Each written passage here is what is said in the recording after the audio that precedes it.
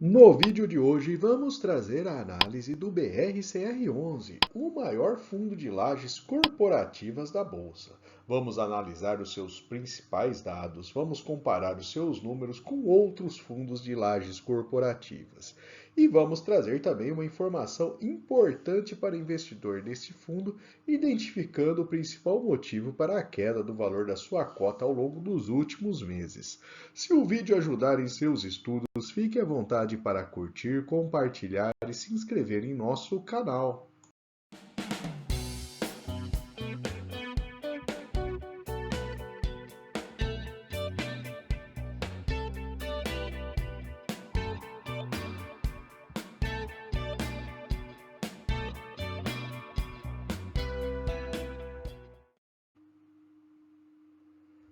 E vamos começar trazendo a análise do portfólio do fundo, que tem algumas lajes corporativas de padrão bastante interessante. De um total de 15 lajes, temos 5 que são propriedade 100% do fundo, além de 8 dessas 15 lajes serem classificadas como AAA. Alguns pontos precisam ser chamados a atenção nesse fundo. A Torre Almirante, Senesp e EZ Towers apresentam um patamar de vacância muito elevado. Esses edifícios hoje representam quase que 25% da receita potencial total deste fundo. Há um nível de concentração importante também no portfólio. Os três principais ativos, Diamond Tower, Eldorado e Torre Almirante, representam quase 50% da receita do fundo. Nesse mapa, temos a localização dos ativos na cidade de São Paulo. São 10 ativos no total, com uma concentração na região da Marginal Pinheiros. Para se ter uma ideia, estas são algumas fotos do Diamond Tower, que é a principal fonte de receita do fundo. Outro edifício importante é o Eldorado, que está nessas duas fotos. No outro mapa, temos os ativos que estão localizados na cidade do Rio de Janeiro. São 5 no total, distribuídos entre a região da Barra da Tijuca e o centro do Rio de Janeiro. O principal ativo é o edifício Torre Almirante, que se localiza no centro da cidade. Agora que já temos uma ideia de como são os ativos do fundo, vamos para uma visão resumida do portfólio. A receita vem em sua grande parte de ativos AAA, que representam 73% do total. Setor financeiro é o principal setor dos inquilinos, com 18% da receita do fundo. 70% dos ativos estão localizados na cidade de São Paulo e metade da vacância do fundo está no edifício Senesp, que também se localiza na cidade de São Paulo. A maior parte dos contratos são típicos e corrigidos pelo IPCA. Petrobras, Samsung e Volkswagen são os principais locatários dos ativos do fundo. E o cronograma de vencimento dos contratos apontam que 48% da receita tem renovação ou vencimento a partir de 2027. Vale comentar também que o fundo apresenta uma gestão bastante ativa do seu portfólio, fazendo diversas aquisições e vendas de edifícios. Nesta linha azul, a gente observa aí a variação da área bruta locável do fundo, com seus altos e baixos a cada movimentação. E agora vamos falar da parte mais importante deste vídeo. Aliás, aproveite para deixar aqui o seu comentário. Você é cotista do BRCR11? Possui algum outro fundo de lajes corporativas na Bolsa? Deixe aqui nos comentários. Vamos lá então com calma para deixar bem claro ali o motivo dessa queda da cota ao longo dos últimos meses. Vamos nos concentrar na DRE consolidada, a última coluna que apresenta o resultado acumulado dos últimos 12 meses, que de certa forma amenizam eventuais efeitos pontuais que a gente pode ter entre um mês e um outro. Então, nos últimos 12 meses, o fundo recebeu 224 milhões de reais como receitas de aluguel. No entanto, ele apresentou uma despesa financeira no mesmo período de 141 milhões de reais. Com isso, a gente tem que mais da metade do resultado do fundo, da receita que ele obteve, foi direcionado para pagar despesas financeiras, além das despesas normais de administração e gestão dos ativos que todo fundo imobiliário possui. E da onde que vem essa receita, essa despesa financeira? Aí temos ao lado o balanço patrimonial do fundo com seus ativos e passivos. E a gente observa ali na área dos passivos obrigações por aquisições do imóvel que representam um valor de mais de R$ 1 bilhão em obrigações. Ou seja, é um valor que representa 27% do total de ativos do fundo. A grosso modo, seria como se 27% dos imóveis do fundo, que o fundo tem como seu portfólio, não fossem de fato dele. A isso, somado a um momento em que a gente tem uma taxa de juros mais elevada, isso tudo faz com que o BRCR11 tenha um desembolso financeiro elevadíssimo. E isso que tem causado tanta preocupação pelos cotistas do fundo, e tem prejudicado muito o seu resultado nos últimos meses. Agora vamos trazer algumas questões de desempenho operacional do fundo. Houve um ligeiro aumento no último mês, mas o cenário geral de 12 meses é de queda da vacância financeira do fundo. A gente teve a rescisão de um locatário do EZ Towers, que foi compensado de certa forma pelas novas locações na Torre Eldorado e Torre Almirante.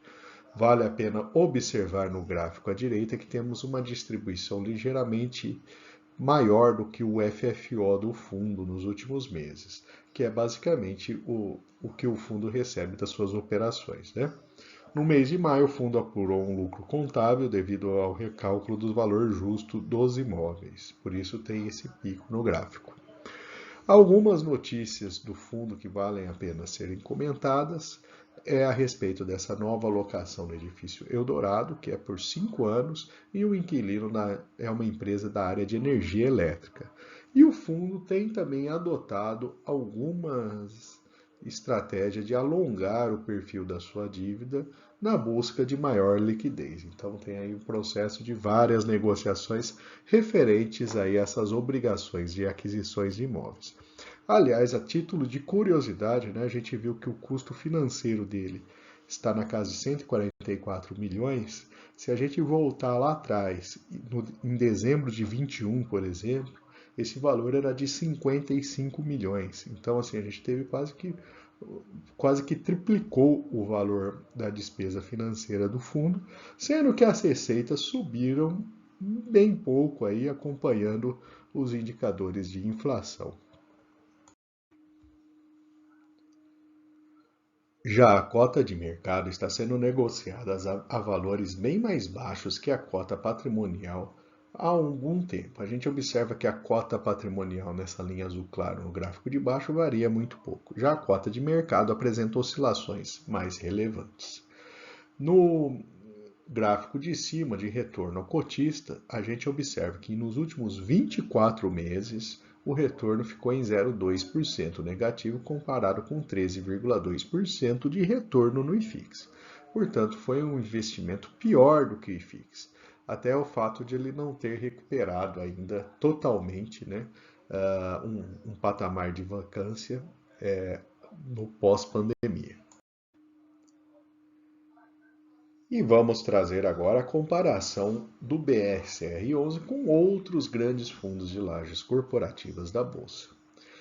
Comparando em termos de dividend yield, seu dividend yield é 9,1%. É um dividend yield bastante elevado nesse momento, fruto também da sua relação preço por valor patrimonial que está baixa, né, a mais baixa desse grupo. Então isso faz o fato de a gente ter um preço de cota descontado, especialmente por conta da dívida que o fundo possui, que é muito grande, acaba levando a essa situação de um dividend yield mais alto nesse momento.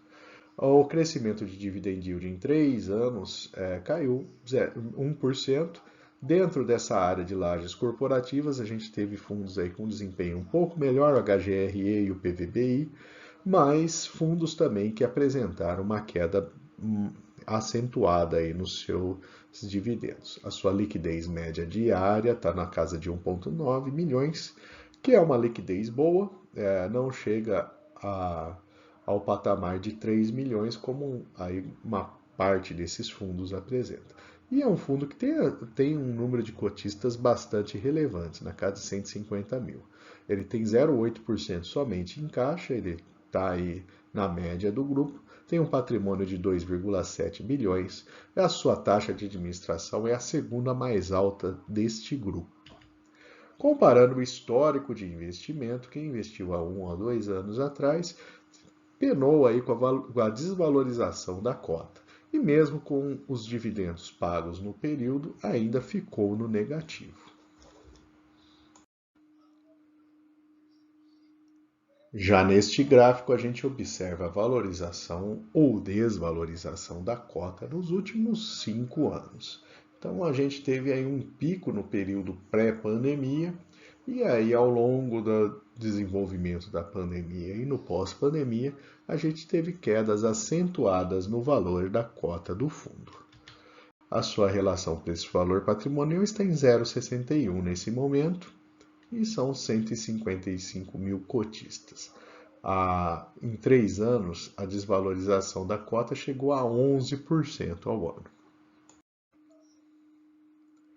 E, finalmente, vamos trazer os pontos positivos e negativos para investimento no BRCR11. Do lado positivo, ele tem um portfólio diversificado e tem vários ativos classificados como AAA, que são ativos de maior qualidade. A queda da vacância do fundo na comparação anual, então apesar do último mês ter subido um pouquinho, mas se a gente olhar o gráfico em um ano, houve uma queda importante no seu patamar de vacância. Ele tem um dividend yield elevado nesse momento, em uma relação preço-valor patrimonial mais baixo, o que significa que o valor da sua cota está proporcionalmente mais baixo do que outros fundos, e a gente vai ver fruto, né, da situação da dívida do fundo. E ele é um fundo de bom nível de liquidez e grande número de cotistas, então é um fundo que, se você precisar vender na bolsa, né, ele consegue transitar de maneira bastante rápida. Do lado negativo, a gente tem o Senesp e a Torre Almirante, com vacância muito elevada, principalmente nesses 2 edifícios, que respondem aí por uma boa parte da vacância total do fundo. O principal fator, o principal ponto de preocupação desse fundo são as suas despesas financeiras muito elevadas.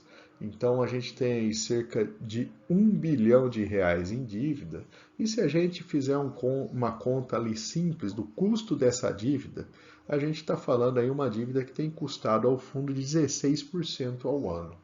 Então, é um custo bastante elevado para um patamar de dívida elevado. A taxa de administração desse fundo é ligeiramente mais elevada. Vale o comentário que mesmo com o desconto que a administração fez, porque antigamente a taxa de administração desse fundo era 1,5%, mesmo com esse desconto para 1,1%, ainda está ligeiramente acima de outros pares ali, de outros fundos de laje corporativa. E o mercado de lajes, especialmente na cidade do Rio de Janeiro, ainda não se recuperou totalmente. Então a gente tem ainda uma maior lentidão aí nessa recuperação desse mercado, principalmente na cidade do Rio de Janeiro, que respondem por 30% dos ativos do fundo. E por fim, eu vou deixar aqui uma lista de outras análises de fundos imobiliários e 2 recomendações de vídeo. Fique à vontade para consultar. Se não for inscrito, se inscreva em nosso canal.